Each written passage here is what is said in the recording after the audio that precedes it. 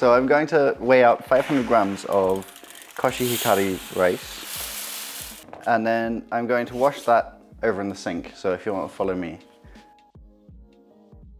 So with the rice, I want to pour it into a small amount of cold water to start washing, and then I want to wash it for a maximum of 40 seconds.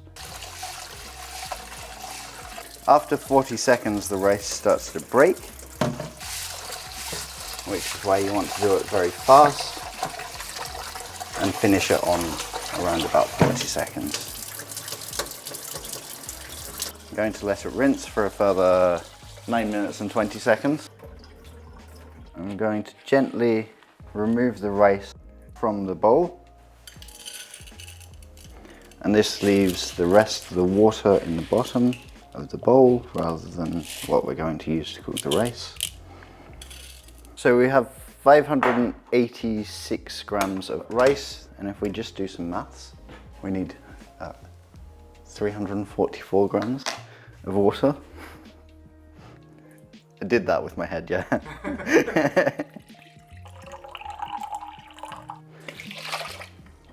That's a total of 930 grams. Make sure it's flat. Into the rice cooker on the correct setting. So this is short grain japonica rice.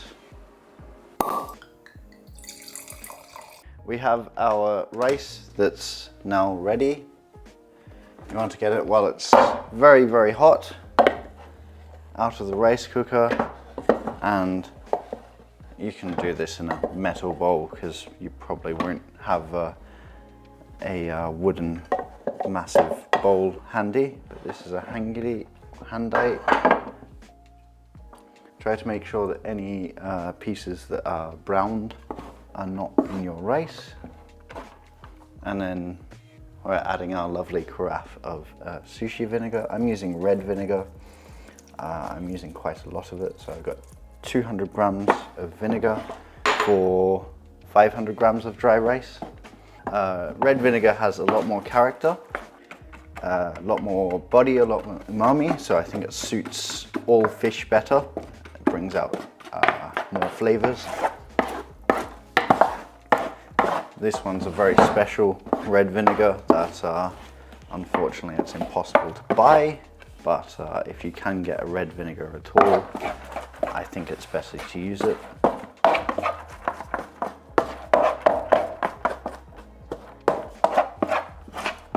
This is the first time that Evan will have tried my new vinegar recipe as well.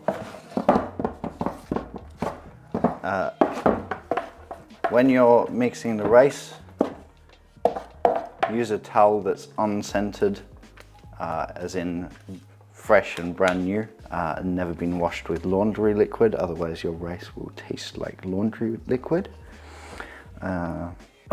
If you just need to wash that towel, use bicarbonate of soda.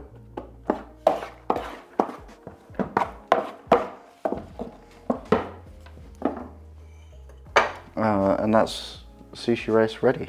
So I have a small portion of rice in my hand. You can tell that it's very well cooked because it's sticking together just, but it's very easy to break apart. So there's enough starch to hold the rice together and not enough starch to make it stodgy. How does the time of the year affect the rice? The rice is harvested in October, November, which is when it's going to have the most moisture. They'll then mill it and ship it out to the UK. This farm called Inoue Farm does it quarterly, and then our shipment will be of 3 months behind essentially because it's the UK and shipping processes take about 2 months, 3 months, somewhere there. After the rice is harvested, it's going to have the highest moisture content simply because it's freshly harvested. The longer the year goes on, the more moisture is extracted from the rice. That especially happens in the warmer months like summer, outside of Japan where there's a lower humidity. So the longer it's in the UK for, the less moisture content there'll be generally. Cheers! Does it matter which rice cooker you use? Yes, it does. The texture is also to your preference though, so work out with my base recipe what the rice comes out like. If you find it too hard, then soak it for a little bit more time or add a little bit more water. If you find it too soft, obviously the opposite applies. Do I ever cook my rice without a rice cooker? Yes, I use a pressure cooker that I broke at work. So it's got about 50% more pressure than a regular pot rather than 100% of the pressure, which seems to be about perfect. And then I've got a timing procedure for that. And obviously that's going to depend on what stove you're using.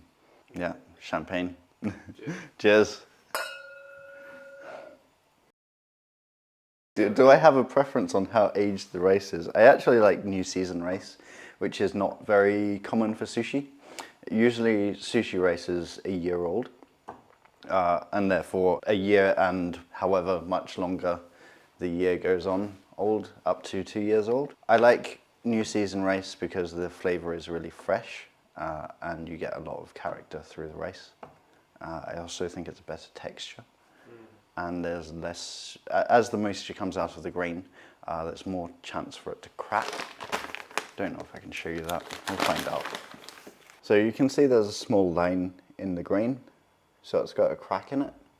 The more moisture comes out, the bigger that crack will be. And the more grains that are cracked, the more it affects the rice. For example, while it's washing, when I'm washing the rice, it's more likely to break. The more the rice breaks, the more the starch comes out, which means that you're left with a bad texture for sushi or for rice or whatever you're making, except for rice flour.